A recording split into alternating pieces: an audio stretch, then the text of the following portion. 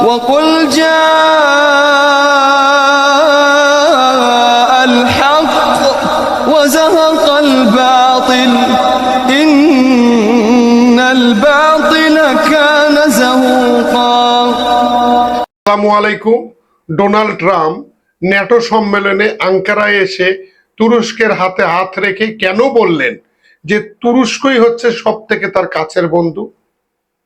আর তুরস্কই বা ডোনাল্ড ট্রাম্পকে, যে ট্রাম্প ফিলিস্তিনে আক্রমণে এত সহযোগিতা করার পরেও সেই ট্রাম্পকে সেই অটোমান সাম্রাজ্য, সেলজুক সাম্রাজ্যের যে প্রতীক, সেই প্রতীকী স্টাইলে জাঁকজমকপূর্ণ অনুষ্ঠানের মাধ্যমে প্রেসিডেন্সিয়াল ভ্যালেজের সামনে সেই ডোনাল্ড ট্রাম্পকে এরদোয়ান বরণ করলেন।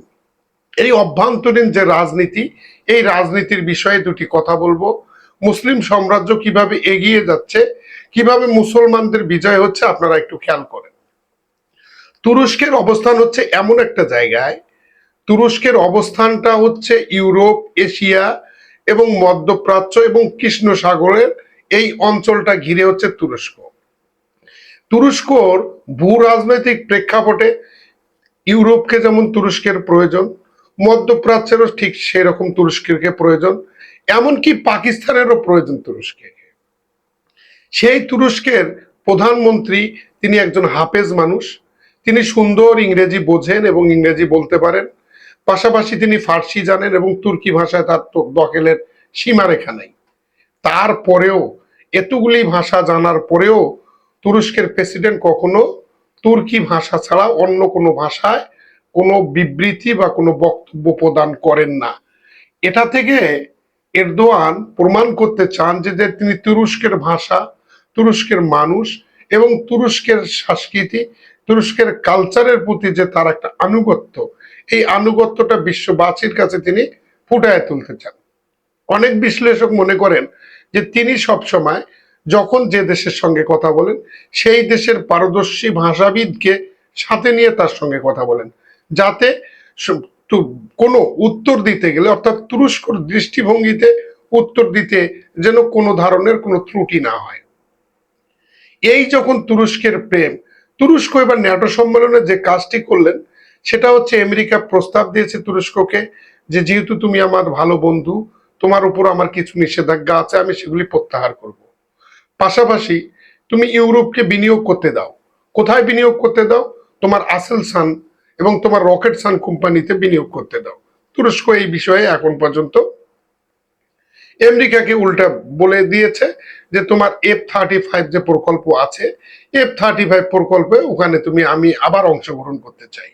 তখন ইউরোপ বলতেছে যে তুমি তো পঞ্চম প্রজন্মের বিমান কান ফাইটার জেট তুমি তো অলরেডি লঞ্চ করেছো, কান ফাইটার জেটের ইঞ্জিন তৈরি করেছো, এখন F-35 এর প্রয়োজন কি?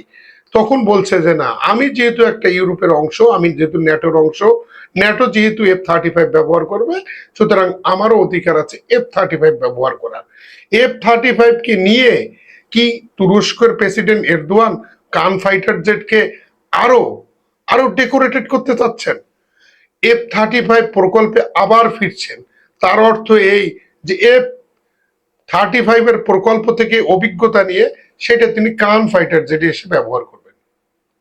এবং আসেলসন এবং রকেটসন যে কোম্পানিগুলি আছে, এই কোম্পানিগুলিকে বেশি বেশি বিনিয়োগ করতে চাচ্ছে ইউরোপ, এই কারণে যে তারা স্বল্প খরচে এত অত্যাধুনিক, এত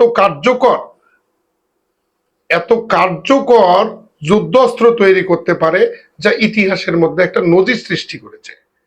এবং সব থেকে শক্তিশালী এবং মানুষবিহীন বিমানের মতো কাজ করে তুরস্কের ড্রোনগুলি, বিশেষ করে আকিনজি সিরিজের যে ড্রোনগুলি আছে সেগুলি। এই যখন পরিস্থিতি, তখন তুরস্ক যেন সামনে এগিয়ে যাচ্ছে, আর বাধ্য হয়ে এখন ন্যাটোর রক্ষাকর্তা এবং ইউরোপের রক্ষাকর্তা এবং কৃষ্ণ সাগরের অঞ্চল দেশগুলির ত্রাণকর্তা হিসাবে তুরস্কের আবির্ভাব হচ্ছে। পাশাপাশি ইউরোপ খুশি হয়েছে যে রাশিয়ার বলয় থেকে আজারবাইজান এবং সিরিয়াকে যে তুরস্ক নিজের করে নিয়েছে। এখন সিরিয়ার রাষ্ট্রপ্রধান থাকলেও সিরিয়ার রাষ্ট্রপ্রধান তুরস্কের রাষ্ট্রপ্রধানের সঙ্গে তুরস্কের মন্ত্রীবর্গের পরামর্শের বাইরে কোনো কাজ করেন না, তারা কারো কাছে মাথা নত করেন না আল্লাহ ছাড়া। এখন যখন তুরস্ক আবার F-35 প্রকল্পে জয়েন করতে চাচ্ছে, তখন ইসরায়েল, তখন এই দখলদার ইহুদি রাষ্ট্রটি, তারা আবার এটার বিরোধিতা করতেছে। সব থেকে আশ্চর্য হবেন যে এই ন্যাটো সম্মেলনটা আঙ্কারায় অনুষ্ঠিত হলো, এখানে বাহরাইন অতিথি হিসাবে কিছু লোক পাঠিয়েছিল, সংযুক্ত আরব আমিরাত পাঠিয়েছিল, অস্ট্রেলিয়া পাঠিয়েছে, জাপান পাঠিয়েছে এবং দক্ষিণ কোরিয়া পাঠিয়েছে। কিন্তু সংযুক্ত আরব আমিরাত এবং বাহরাইনের সাথে এই কোনো ধরনের মিটিং এরদোয়ান করেছেন এই ধরনের দৃষ্টিতে আমাদের দৃষ্টিতে পড়ে নেই।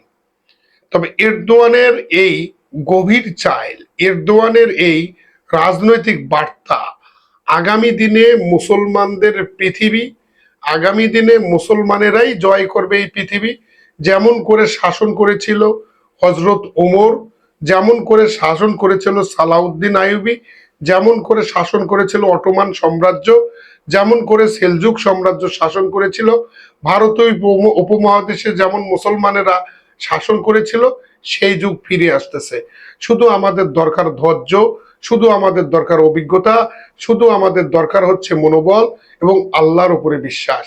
সম্মানিত ভাই বোন বন্ধুরা, আপনারা যারা তুরস্ককে মনে করেন যে না, তুরস্ক ইসলামী রাষ্ট্র না, ইসলামী রাষ্ট্র না হলে ইসলামিক মূল্যবোধের একটা রাষ্ট্র,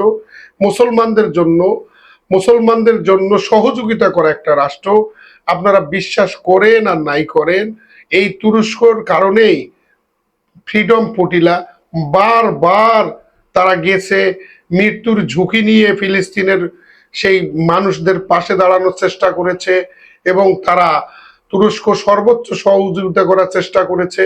কিন্তু আন্তর্জাতিক রাজনৈতিক প্রেক্ষাপটে সবকিছু হয়তো করে উঠতে পারে নাই।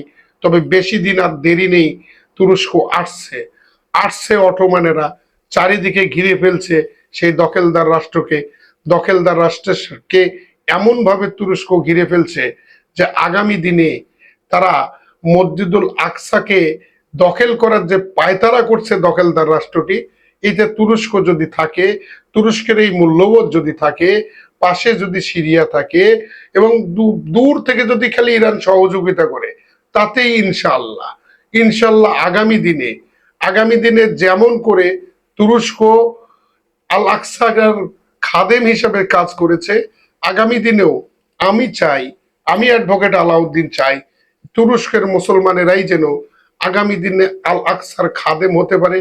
আল্লাহ তুমি কবুল করো। এই বক্তব্য রেখে আমি শেষ করলাম। আপনারা আমার নিউজ চ্যানেলটিকে লাইক করবেন, কমেন্ট করবেন, ছড়িয়ে দেবেন এবং বিশ্বাস রাখবেন আল্লাহ যতদিন বেঁচে রাখে ইসলামের পক্ষে, মুসলিম উম্মার সাথে, মুসলিম বিশ্বের খবরগুলি নিরপেক্ষভাবে আপনাদেরকে দেওয়ার চেষ্টা করব। আসসালামু আলাইকুম।